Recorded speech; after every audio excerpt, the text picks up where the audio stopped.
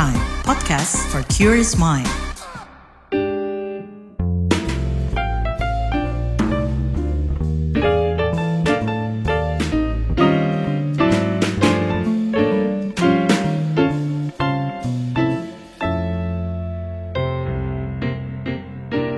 Kamu lagi dengerin Uang Bicara, menavigasi kamu supaya tetap cuan bersama saya Alin Wiratmaja. Di episode kali ini kita kedatangan tamu spesial.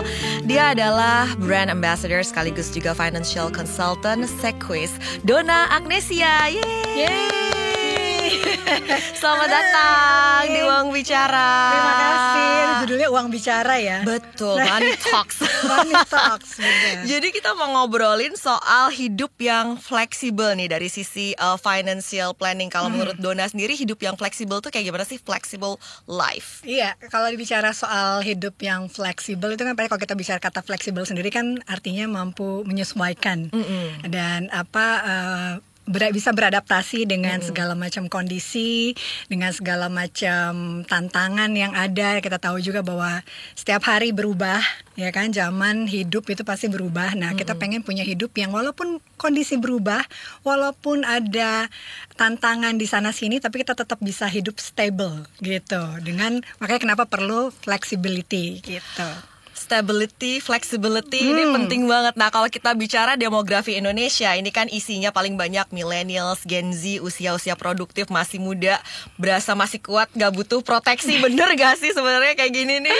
Banyak soal yang mikir kayak gini, belum butuh gitu. Iya, karena mikirnya masih dalam kondisi umur-umur produktif tuh masih sehat gitu. Iya, kita nggak pernah tahu resiko kehidupan itu bisa datang kapan saja, di mana saja, dan terhadap siapa saja.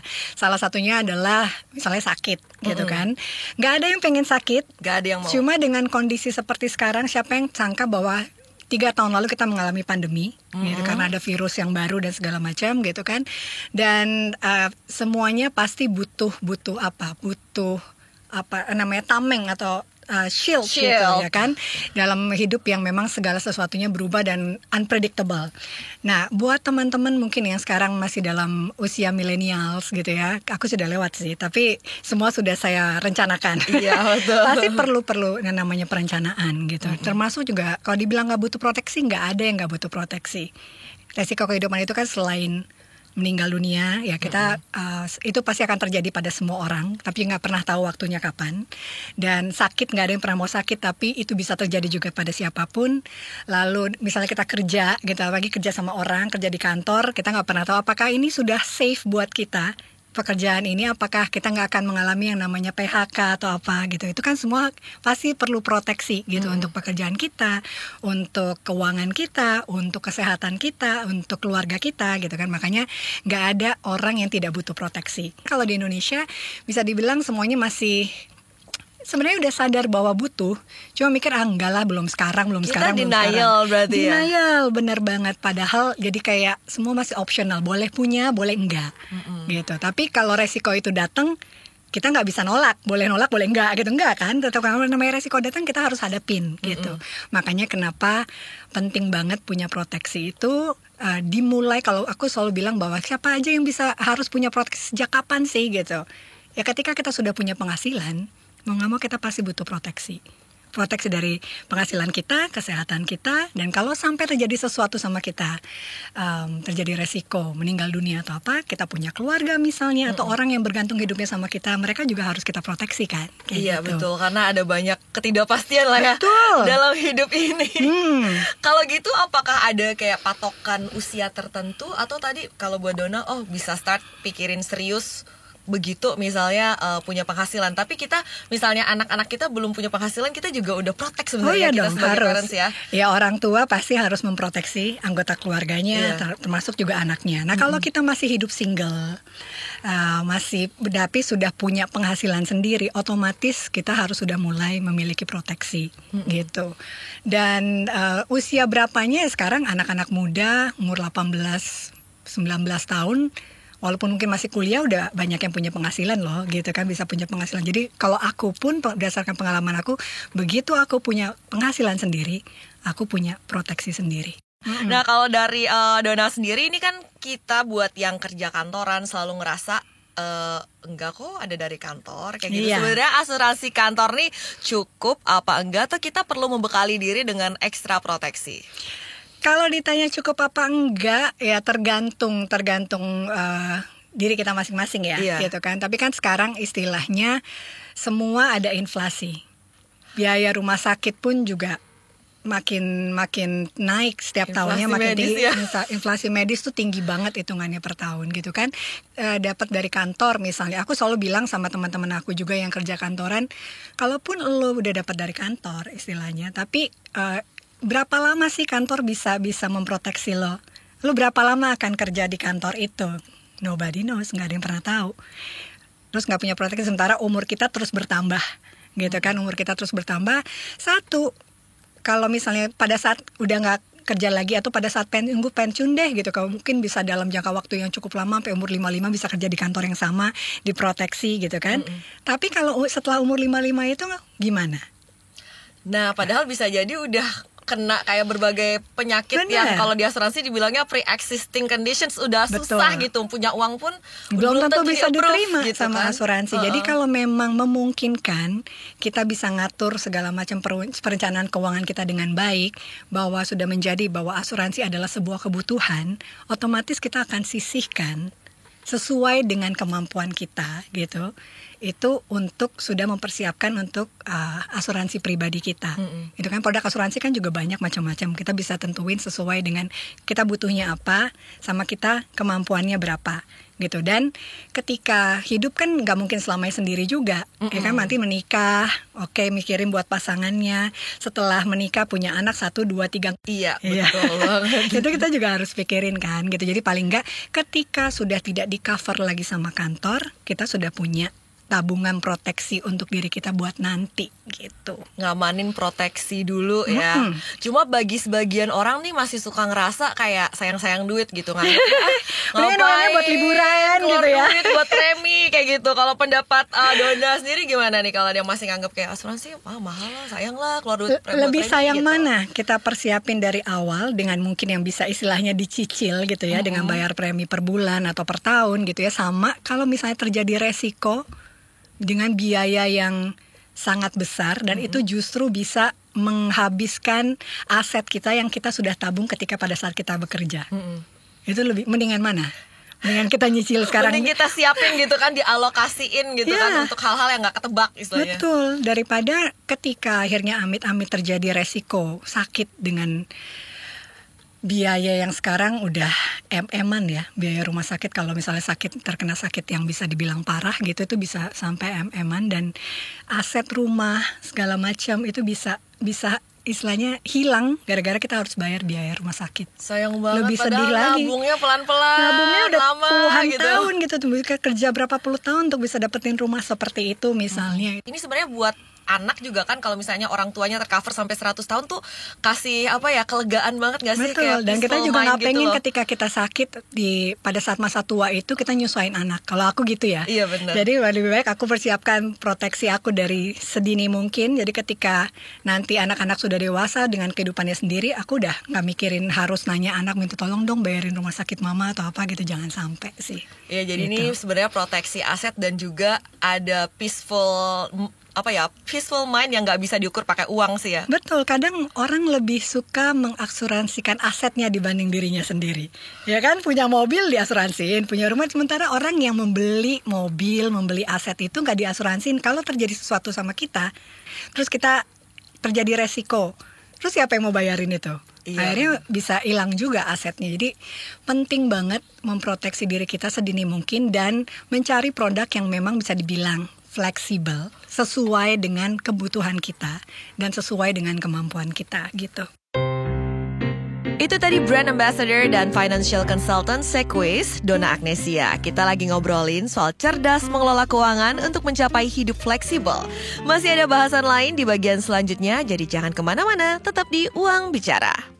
Lihat Instagram, isinya teman-teman yang struggle buat achieve goals-nya. Buka TikTok, ada aja yang flexing. Ada juga yang set sampai mewek. Tapi pas dengerin podcast, nemulah itu podcast. Namanya Disco. Ya, pas banget lagi dibahas. Kalau orang yang sudah biasa misalnya flexing, ketika nggak flexing kok kayaknya ada yang kurang gitu. Jadi cemas nih.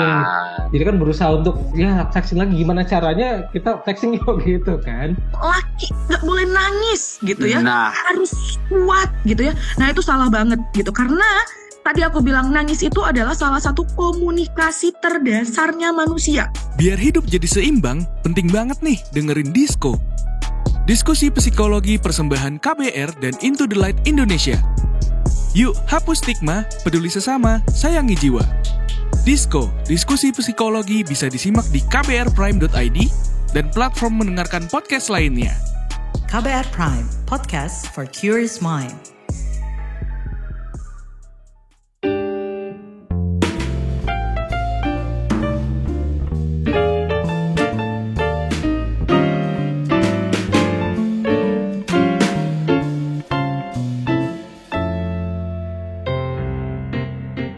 Masih di Uang Bicara, menavigasi kamu supaya tetap cuan. Bersama saya Alin Wiratmaja. Di episode kali ini kita ngebahas soal cerdas mengelola keuangan untuk mencapai hidup fleksibel bersama brand ambassador dan financial consultant Sequis, Donna Agnesia.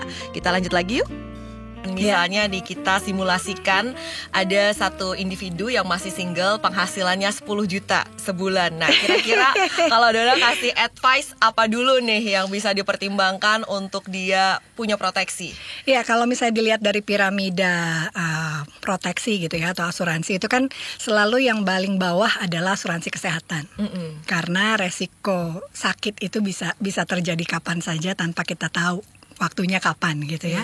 Setelah kesehatan kita harus punya proteksi jiwa atau buat dana warisan, apalagi yang sudah menikah atau merencanakan untuk menikah, laki-laki apalagi misalnya dia tulang punggung keluarga yang bekerja gitu ya, itu paling nggak dia harus punya proteksi jiwa untuk warisan kalau terjadi sesuatu sama kita, anak-anak masih bisa, anak dan istri bisa hidup dan masih bisa melanjutkan sekolah misalnya.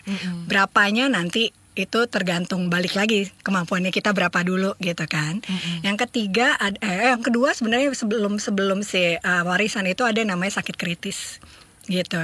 Itu banyak banget orang yang juga belum sadar tentang itu gitu. Bisa dibundling dengan asuransi kesehatan atau juga berdiri sendiri. Jadi kalau kita sakit atau apa kita masih tetap punya. Jadi dia bukan untuk bayar biaya rumah sakit, tapi dia lebih ke kalau kita sakit kita nggak bisa kerja, at least biaya-biaya yang harus kita bayar tiap bulan itu sudah ada yang cover dengan santunan dari penyakit kritis. Jadi dia ngasih uang cash. Yes, gitu. Terus baru tadi warisan, yang keempat yang paling atas baru investasi gitu. Walaupun kalau misalnya kita lihat dari financial planning, aku selalu ada yang satu teori aku suka tuh presentasinya 40, 30, 20, 10. 40 tuh lebih kebutuhan, 30% itu untuk cicilan-cicilan, 20% itu lebih buat investasi, 10% tuh orang bilang buat kebaikan atau amal baik kita lah gitu. Nah sekarang kita klarifikasi, asuransi itu masuknya yang mana? Masuk di kebutuhan atau masuk di cicilan?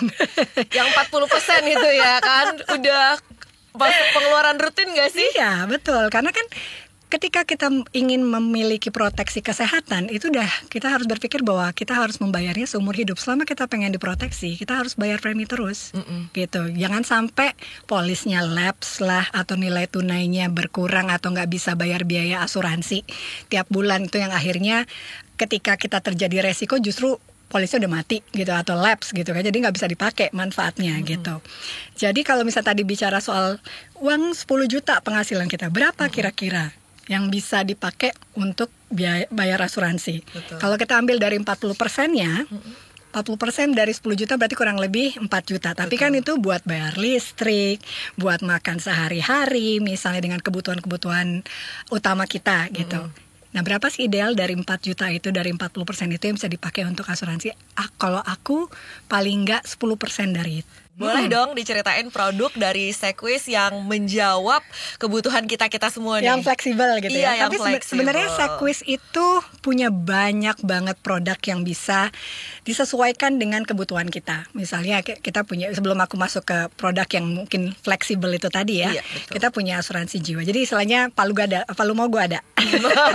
Ada asuransi jiwa murni gitu ya, whole life. Terus ada yang kesehatan ada, untuk dana pensiun juga ada. Terus terus asuransi pendidikan ada, asuransi critical illness dan segala macam itu ada, kita ada banget. Jadi sebenarnya banyak mungkin orang yang tidak mau punya asuransi atau anti banget sama asuransi karena nggak tahu konsepnya.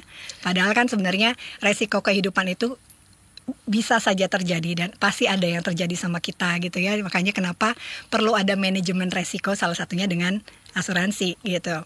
Nah kalau tadi bicara soal yang produk yang fleksibel, kita punya asuransi kesehatan juga macam-macam. Mau yang limit berapa? Mau yang di cover sampai semana itu ada. Katanya sampai 90 miliar ada tadi Dona cerita. Ada. Itu bisa di cover whole worldwide dengan maksimum coverage itu 90 M yang refill setiap tahun. Wow. Gitu. Nah, ada satu produk yang baru saja di launching di Sequis namanya IMC Shield. Dia lebih ke rider. Gitu. Jadi rider IMC Shield ini bisa dibilang preminya fleksibel, tapi dengan coveragenya kita bisa milih coverage dengan maksimum cover untuk biaya asuransi itu bisa sampai 12 miliar. Soal sesuaikan dengan kebutuhan dan kemampuan dan juga ternyata ada coverage yang fleksibel dari Sequis nih, IMC Shield. Iya. Nah, boleh dijelasin nggak Mbak Dona ini kayak gimana sih sebenarnya? Ya, jadi kita bisa memilih antara mau di full coverage sama Sequis dengan premi tertentu, atau misalnya kita berpikir bahwa kita punya asuransi kantor, misalnya yang cover kalau misalnya ada terjadi sesuatu sama kita, sakit atau apa tuh misalnya bisa di cover 20 juta gitu kan. Nah, kalau ternyata ada bill rumah sakit 100 juta, 20 jutanya misalnya di cover kantor, sisanya Sequis yang bayarin gitu, yang full coveragenya untuk sisa dari yang asuransi kantor itu misalnya. Atau kita ternyata misalnya nggak ada asuransi kantor tapi pikir, oh gue kalau misalnya kena sakit atau terjadi resiko pada gue harus ke rumah sakit, mungkin gue bisa mampu dia bayar 5 juta gitu.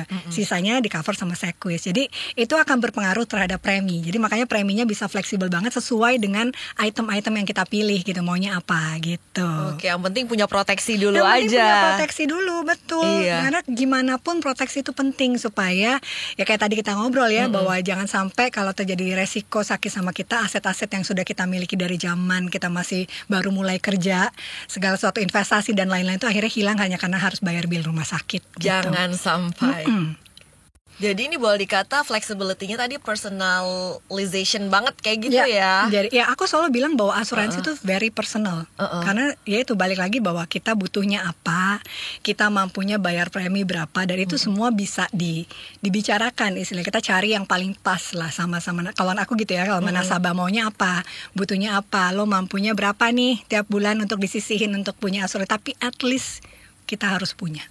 Mungkin banyak orang yang gue kan nggak pernah sakit, beli asuransi rugi nih, nggak pernah sakit, kita nggak pernah tahu apa yang kejadian besok. Betul. Ya kan, atau terjadi baru ngomong misalnya jatuh misalnya, tetap harus ke rumah sakit, pasti butuh asuransi juga. Iya, ya kan? pernah ada yang misalnya kelingkingnya cuma ternyata dibawa ke rumah sakit udah jutaan loh. Jutaan, puluhan. Aku pernah punya nasabah anak kecil, polisnya baru enforce seminggu, tiba-tiba masuk sekolah kelingkingnya patah. Ya ampun. Dan itu lagi masa COVID, jadi ternyata dia juga COVID. Terus akhirnya harus masuk ruang isolasi, mesti nunggu untuk biaya asuransi, otomatis kan begitu masuk ruang isolasi semua nambah. Itu tembus ratusan juta sih kayaknya. 70 juta sih. 70 ya. Tapi mahal banget ya. Untungnya udah punya asuransi. Gitu kan, kalau untuk kecelakaan nggak ada masa tunggu ya. Ada penyakit-penyakit tertentu yang memang ada masa tunggu, dan itu memang sebaiknya diinformasikan kepada nasabah supaya nasabah ngerti. Makanya kenapa kalau beli asuransi kita harus dalam keadaan sehat dan nggak ada pre-existing condition sebelumnya. Betul. Jadi justru punya asuransi sebelum merasa butuh ya. Betul. Jadi paling nggak dicicil dari sekarang lah, begitu kamu udah punya penghasilan, nanti tinggal pilih mau misalnya oke, gue cuma punya duitnya 500 ribu nih, ini bisa dapat apa ya, kita pikir, kita cari yang memang sesuai dengan biaya atau budget yang kita punya gitu. Oke, kita bisa cari tahu di mana nih untuk ini saya butuhnya seperti ini, Sequis ada apa aja kayak gitu. Bisa cari saya. Ya, tapi banyak, kebetulan kita juga ada website gitu ya, nanti mungkin bisa ditulis websitenya. Terus juga ada media sosialnya Sequis juga, di situ banyak banget juga info tentang produk. Terus juga kalau udah jadi nasabah sih bisa punya aplikasi, atau hubungi tenaga pemasar yang mungkin ada kamu kenal, ada teman-teman yang memang jadi tenaga pemasarnya Sequis, jadi financial consultant. Di situ pasti akan bisa kita ngobrol lebih enak tentang apa aja yang dibutuhkan dan juga berapa kemampuan kita untuk bisa membeli premi asuransi, khususnya kesehatan dulu ya, karena itu yang paling basic gitu. Iya, jadi cari tahu dulu ya, jangan langsung merasa mahal gitu ya. Ya, kadang mau dibanding-bandingin dulu juga boleh gitu kan, dan cari yang memang paling pas dan paling nyaman buat kita, karena bayar asuransi itu kita harus nyaman sama preminya, sama manfaatnya, dan AMC Shield ini walaupun preminya mungkin bisa dibilang sangat terjangkau, tapi kita manfaatnya nggak downgrade kok. Manfaatnya tetap dapat manfaat terbaik. Salah satunya adalah sekarang dapatnya one bed. Ya kan kalau sakit kamarnya pengennya sendiri biar nggak terganggu sama sebelah kiri kanan. Gitu. Kita cari kenyamanan ya. Betul. Terus tinggal pilih mau coveragenya Indonesia aja atau misalnya mau sampai Asia atau mau sampai Singapura atau mau sampai ada yang misalnya Asia nggak termasuk Singapura, ada yang sampai Singapura juga. Jadi itu sangat fleksibel, kita bisa nentuin semuanya sendiri sih. Oke, sebelum kita menutup bincang-bincang kali ini, boleh kasih closing statement nggak nih? Oke. Kenapa harus anti dengan asuransi kalau misalnya asuransi itu justru bisa membantu kita dalam kondisi yang hidup yang unpredictable, dan carilah asuransi yang fleksibel karena flexibility is the key to stability. Wow, flexibility is the key to stability. Yes. Betul banget. Thank you so Sama-sama. much, Dona Terima Agnesia. kasih. Really enjoy our conversation. Halo teman-teman Uang Bicara, itu tadi perbincangan kita dengan financial consultant dan brand ambassador dari Sequis, Dona Agnesia. Pastikan kita tahu apa kebutuhan kita dan tadi punya asuransi sebelum kita merasa butuh. Sesuaikan antara kebutuhan dengan kemampuan kita. Dan buat kamu yang mau nonton versi video dari podcast ini, langsung aja meluncur ke YouTube-nya Sequis Official, dan kalian juga pantengin Instagram-nya Sequis Official untuk dapat informasi-informasi terbaru terkait dengan proteksi dan berbagai hal menarik lainnya terkait dengan perencanaan keuangan. Dan kalau kamu punya ide, saran, topik-topik yang perlu banget kita bahas di Uang Bicara, email aja ke podcast@kbrprime.id dengan subjeknya Uang Bicara. Saya Alin Wiratmaja undur diri untuk perbincangan kita kali ini. Saksikan terus Uang Bicara menavigasi kamu supaya tetap cuan di Spotify, Noise, dan berbagai platform podcast lainnya. Bye-bye!